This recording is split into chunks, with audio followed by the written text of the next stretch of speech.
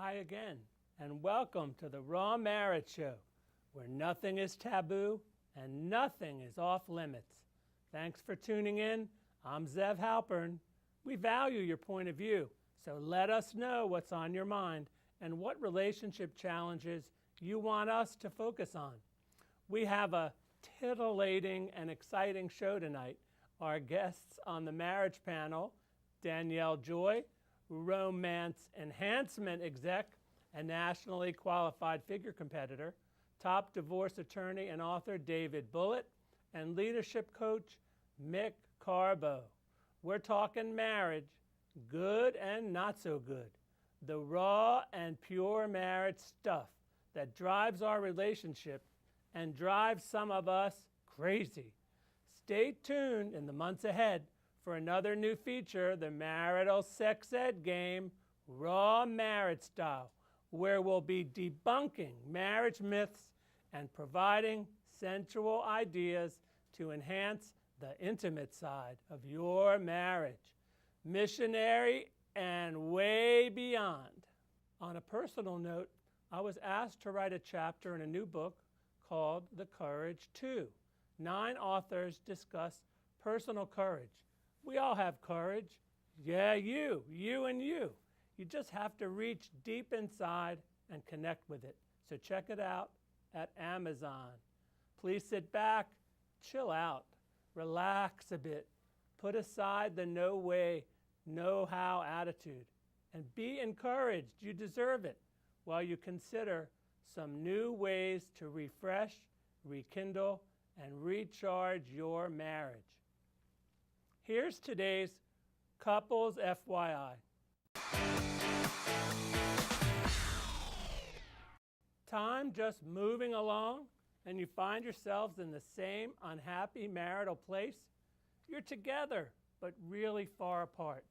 It's hard to spend time together when you're fighting or not getting any of your needs met. I'm with you, and yes, it really does suck. Well, it's here where a couple needs a gentle, swift pull or push to move off the impasse. Yes, married couples get used to and comfortable in their familiar, even if their relationship reality is a boring, unhappy, status quo horror show. The thought of change is harder than making a change. I get it. I really do. But I know you can live better and be happier. So grab a rung, get a hand, get yourselves out of the marital quicksand. You both know you weren't always there.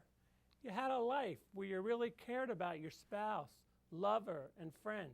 So do anything you possibly can to move your marriage to a better place. Let's do something tonight, honey. Let's take a short road trip somewhere we haven't been. It'll be fun and a lot better than running away from each other in the house and out of the house all the time for what seems like forever. So what's the point here about unhappy marriages that just languish in the status quo? You know, same old, day to week to month to years.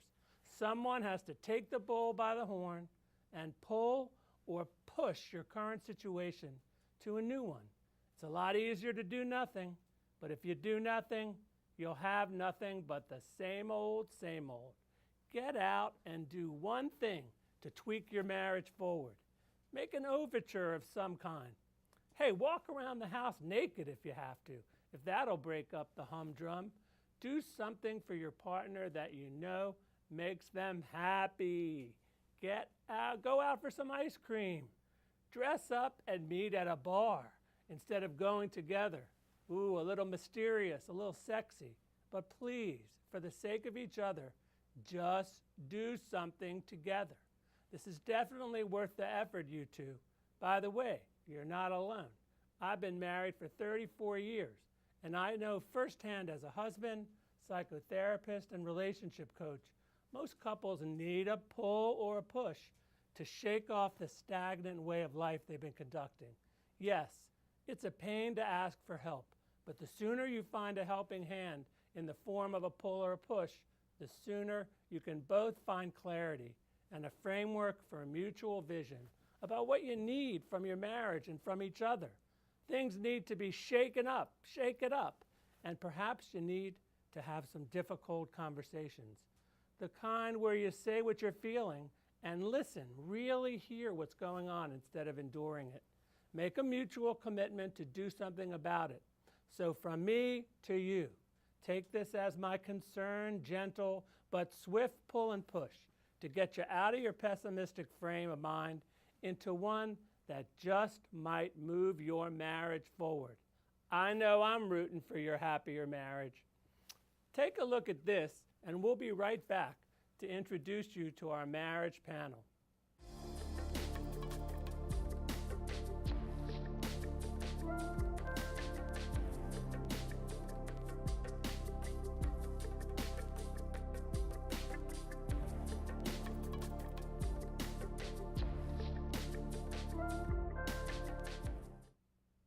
Welcome back. One quick thing before I introduce the marriage panel. After the show, please log on to rechargeyourmarriagenow.com to claim all of the amazing free marriage enhancing resources available for you to download. You won't be disappointed. And now, let's meet our marriage panel. As founder and head coach of Carbo Coaching, Mick Carbo brings to the table his 18 years of experience navigating the challenges of entrepreneurship. He helps entrepreneurs and business leaders effectively grow and lead their teams to victory. Through Mick's coaching, leaders learn how to think bigger, be bigger, and create unprecedented results, from owning and operating businesses in multiple industries to loving and caring for his wife and 3 children. He knows what it takes to live a fulfilled and successful life, both personally and professionally. Welcome, Mick. Thank you. Danielle Joy has over a decade of experience in direct sales and started her business with then Slumber Parties, now Pure Romance, in 2011. She's a 6-figure seller, senior director and board of directors member with Pure Romance. She's built a thriving business over the last almost 6 years alongside her fitness career as a nationally qualified figure competitor in the NPC with record-breaking success, creating a memorable party experiences for her clients, educating and helping to empower women in their relationships and sexual health is her passion. David Bullitt, among D.C. area's top divorce lawyers by both Washingtonian and Bethesda magazines, a partner with the law firm of Joseph, Greenwald & Lake in Rockville, David Bullitt has been married for 30 years and raised 4 daughters here in Montgomery County. He's a published fiction author with his 2nd novel, Because I Had to be published in late January 2017. And I will tell you that I gave this book a read. It's provocative, it's sexy, and it's real. And I really appreciated reading it. Thank you. Fantastic. Thanks for coming, everybody. It's great to have you, and this is the marriage panel. So they don't teach us a lot about how to be married. In school, we learn all kinds of things, but they don't teach us how to be married. They don't. It'd be nice to have a heads up about some of the stuff before you go walking into that. So I thought what would be good is just for us as a group to come up with a few things that might be helpful as a heads up for people who are taking the plunge, or just to discuss the fact that I can't believe you didn't tell me that, that this was going to happen. Was this the model you were talking about, or did I get another model? I don't know. What do you think, Mick, about, you've been married for 18 years, and what was the surprise? I mean, what would you have liked to know? I would have liked to know that things aren't always going to stay the same, that we're going to have to actually regenerate our relationship over and over and over again. And, the important things about that to make it fun and spicy and lively are the most, the most important piece, I think. So learning how to really discover what we need, sexually, in communication, and being able to communicate those needs with each other. Being able to point out when things are happening that we don't like, and being able to ask for the things that we do like, and have it work in communication.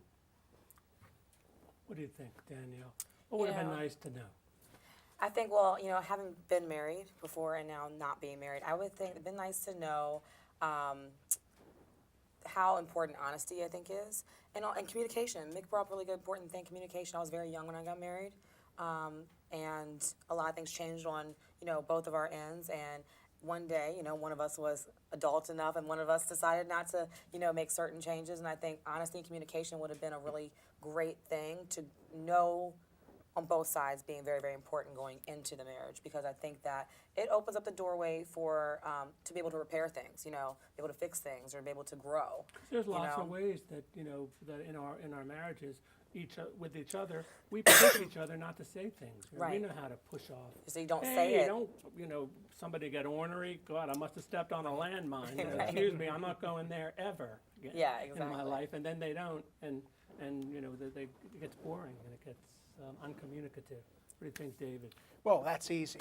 Women don't like to be kissed in the morning before you brush your teeth. It's not like TV. It's not the movies. So that's one thing, probably worth knowing. What, you get punched? Maybe a little knee in the groin here or there. Get the hell off of me, or not interested more than once over 30 years. But no, seriously, I think that based on my own experience, and I've been very fortunate in that we get along well, we understand each other's strengths and weaknesses. But I really think that space is something that people often don't get when they walk into a marriage. You hear all this, we're one, we're together, we think as one, we act as one. Well, when you do that, you end up coming down to Joseph Greenwald Lake and knocking on my door, because people need to have space. And this is not the 1950s, this is not the 1970s. People need It's not Ward space. and June Cleaver. It is not. With her It is in the not kitchen, with pancakes in the morning every morning, and and big flowing yeah, dress. yeah, She's so meatloaf hot. at night. It's just not. Right. So I think people. To answer your question, the biggest thing to me is the lack of recognition that you really need to give your spouse space, room to grow and be themselves along with in their lives with you. So a lot of people talk about, what would you about your marriage? Would you change anything? And then you hear in the room at some parties, people go, I wouldn't change a thing. And then I hear a little in the background, well, maybe I might change this, or maybe when he does this, or maybe when she does this, or when does that. I mean, we do it. We decorate our houses. We decorate our offices. We shine up our cars and clean up our stuff. But a lot of times our marriages don't get the same kind of maintenance that these other things require, because again, no one gave us that heads up to tell us we got to do maintenance. There got to be tune-ups in verbal and sexual and stuff like that. So, what do you think? I mean, how would you accessorize your marriage? Like, what would you do to, or what have you done, to just decorate it a little bit? And I know you guys are very a thoughtful couple, and you're deep. And what do you think? Yeah, first of all, anybody who says that they wouldn't change a thing is lying. They are absolutely lying. Yeah. There's Pinocchio always time. Yeah, that's exactly right. There's always something that could be better. There's always growth that's possible, and more loving, more intimacy, more fun, and more adventure. And I think that was the big piece for me. I needed more fun and adventure, and it was my ability to be able to have a conversation about that with my wife that was able to make it happen, So, again, that communication piece is key. So to spice things up, we talked about sex a lot. We talked about what was missing in the relationship. We talked about it, it being boring or it not being what we wanted, and we created ways to make it better. Well, you're saying the magic word, you talk. Yeah, we talked. I know some people, they don't. They No. don't talk. We There's talked, no and talking, that- because talking is a big pain in the ass. Yeah. It's a lot easier to just be quiet, watch the porn, or do something. Exactly. And just not get all messed up in your head. What do you think? What would you? I honestly think that we should stop taking ourselves so seriously in relationships. I think that people are so programmed to gender roles or spouse roles or things that society say you should behave a certain way in your marriage. And I think that people need to remember that it's their marriage, and you make your own rules, and be open to trying new things. I've had a few women in my career come across me and say, "Oh, I would never do that," and it's like, I get things are new. Sometimes you're not always familiar with something that somebody might request of you, but why would you never do that? What would be the harm in trying that for your spouse or them doing something for you? It's all about talking about it and being open to doing something new. Asking for it. Asking for it, I mean, if you don't ask, it's not going to come to you. So Danielle Joy says, step out of the box. Yes. I mean, that's pretty much get out of this Yes. regular marriage harmony junk, and Just figure something out that works for the two of you, not other people's marriages, your marriage. Exactly. What do you think, Dave? I can't tell you how many times I have someone in my office for the first time. They're coming to see a divorce lawyer. They're interviewing divorce lawyers. And the woman or the man sitting 4 or 5 feet across from me says, there was nothing wrong. Everything was fine. And now he wants out. Or now she cheated. And there was never anything wrong. It was fine. Well, it wasn't. It wasn't. So it gets back to the point that you made, the communication piece. And it gets back to be aware of what's going on in the world around you. And we talked about this a little bit. You get tied up in your day. You leave early, you come back late, you're tired, your kids are there, your dogs need to be walked. You got to be aware of what's going on around you.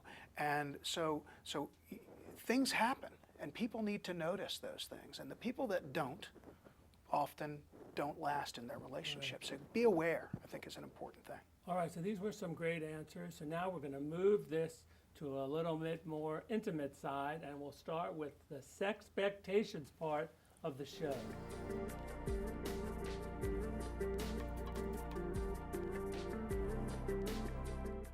So, I'm at home and I'm watching, TV, just minding my own business in my own private space. And, the show is not so great, but on comes these underwear models all of a sudden from this particular company, which I won't mention. Everybody knows who they are. And all of a sudden, being a male, all of a sudden I feel like something goes off in my body. I start to go, oh my God, the pleasure centers are going off, and things are happening.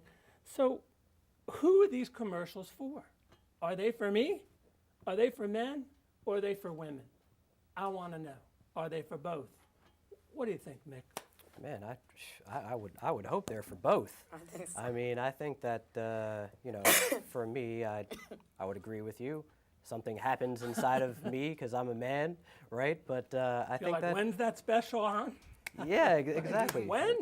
It's the commercial that's like 2 minutes instead of just 30 seconds, Right. and you're like, Exactly.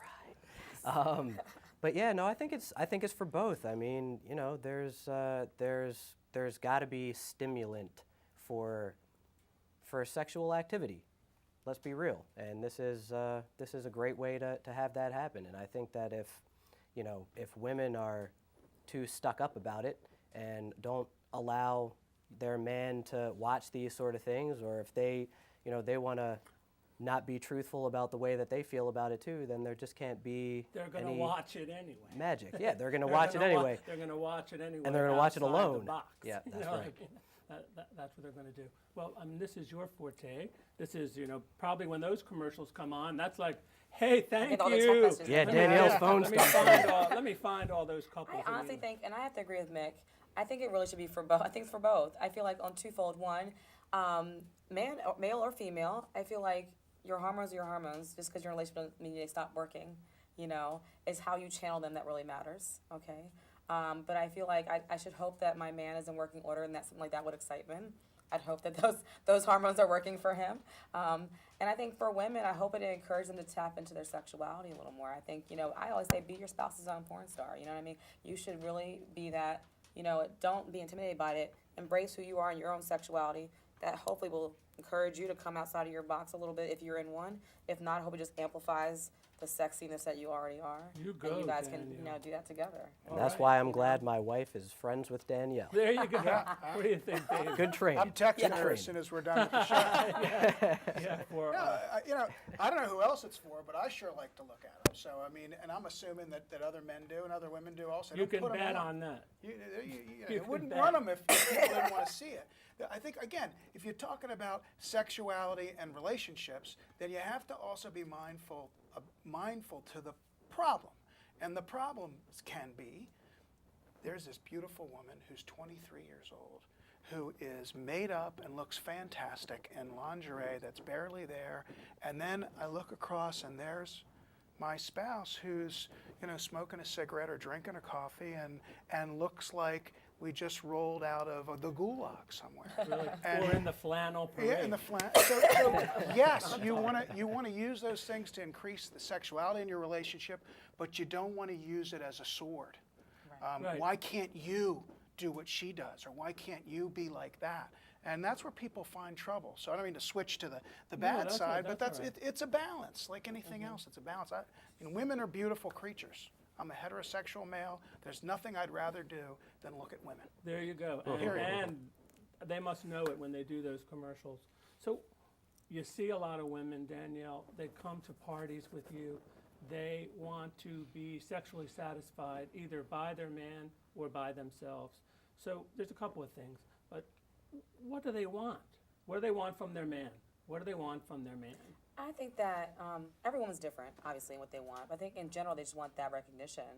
I didn't think either Mick or Dave talked about it. Like, I think that they want that sexual recognition. They want to feel like the sexual being in the room. They want to feel like they are, giving their spouse what they need, or their partner what they need, or whoever it may be. And that they want to feel wanted, and honestly. that they're pretty and they're Yeah, they want to feel and- sexy, but they want to feel that from their partner. And if they're single, they want to still feel that in themselves. A lot of women who have been in a relationship or always been single don't have that partner connection there. They want to feel like they're enough for themselves.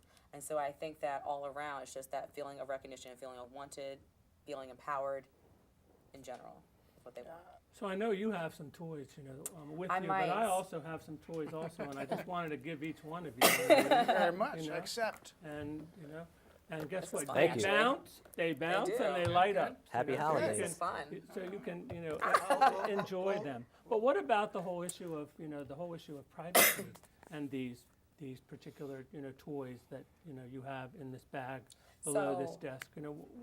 Speaking of privacy, I think that a lot of women can appreciate, and men, toys in the bedroom. But I think there's also, they want it to be a level of discreetness and privacy. And so we've actually developed a line of toys, I'll call our Spotlight Collection, which actually hits on a lot of different things. It hits on the quality as well as their whisper quiet. So your kids don't wonder what you're doing Nice. in the room. They don't want to hear like, like, "Hey, Dad, what's that lawnmower? Is that a lawnmower? Mommy and Daddy are What's having a got talk. Go away. What's going on?" So I the have them. noise? So these Are these free for the panelists? maybe it'll work something out. Come on, Zev gave us toys. But these are from our Spotlight collection. So they're whisper quiet. They're also waterproof, so you can actually take them into the shower, the bathtub. Experiment a little more in your relationship. They're rechargeable, no extra batteries. How do you ask your spouse, the ones who aren't so open and they're not so just So ready I- to just dive into the think it's product really- thing? How do you ask? I think it's really important to start with a toy. I call it the segue toy or the Oh. gateway toy. I like the ones that already involve you both. Okay, so for instance, there's one here. I just have the right box. Of course I don't. It's In called this box, It's called the Premiere. I like it because, first of all, it is so small. It is so tiny. This is the toy. Oh, It is it's a a bullet, it's a but it vibrator. fits on your finger. So your partner can put it on their finger. You can put it on your finger. It's whisper quiet. Like you can't even hear it unless you put it down on the table. And there's not a phallic object in the room where somebody's feelings are potentially getting hurt because they're not used to toys. It happens sometimes, which is fine. If you're not used to that in the bedroom, it can be different. I mean, the whole issue of toys, and the whole issue of performance. Yeah. Everybody, when you're young and you get ready, wham, bam, you can get it done, and let's do it again and all that, and then you get older and somebody isn't in the mood, or it doesn't always quite, work out, and it's not like a mutual jump the Yeah. bones kind of thing. How would this you know, this would, I mean, I could see this helping hugely. So many people. Well, number one fantasy for a man, if you're a female in a heterosexual relationship, number one fantasy for a man is a threesome. It's not because you're not enough, it's because they want something different. Okay? They want something extra different in the room. Hello, third party, okay? It's something different. It changes it up. Nobody's feelings are getting hurt again, but it allows spice it up. I tell my female clients, hand the toy over to your partner. Let them explore you with it. They just want to feel like they're a part of it. And studies have shown that actually the majority of men don't even really have a problem with toys in the bedroom or you having a toy at all. The problem is that we assume that there's an issue there and there's no communication, which we already talked about, right? Yep. Well, you hear people say, why do you have to have a toy? And What's yeah. wrong with your penis? You know, And like, you know is what, something though? wrong with it? What do you got to Doesn't have? That is vibrate. such a What? common That's thing. not gonna work. It doesn't vibrate, exactly. And I tell people, here's the thing, they're called bedroom accessories, not bedroom replacements. Okay, nobody that's came good. in and said, Oh, that's hey, good. this is going to replace your partner. It's not going to love you back. It's not going to take the garbage out, okay? You're not going to replace your partner with this. It's an accessory. Just like, you know, you put on a necklace. I don't take off my clothes. I put on my necklace. I add my necklace to my clothes. It completes the outfit. So it's just something extra you can add to your relationship just to spice it up. Nobody's getting replaced. What else we got? What else we got? What do you think? We'll start running. We're I'll show you this one. I'll keep this one here. So this one's kind of cool. It's the Encore. So a lot of female clients are familiar with the bunny rabbit, okay?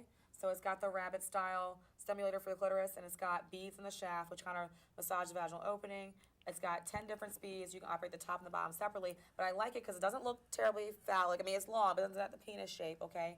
But it's got nice detailing to it. It's very, very sophisticated. Your partner can use this on you. You can use it by yourself. It's really great, and it's virtually Pretty. quiet, so all it's very right. pretty. So So we're out of time. This has been fabulous, and you know, really good conversation about something that a lot of people are afraid to talk about. And we're out of time, but thank you, Mick. Thank you, Danielle. Thank you, David. And thanks for the great panel discussion. To find out more about our marriage panel guests, here's how to contact them. To connect with Danielle Joy, to connect with David Bullitt, to connect with Mick Carbo.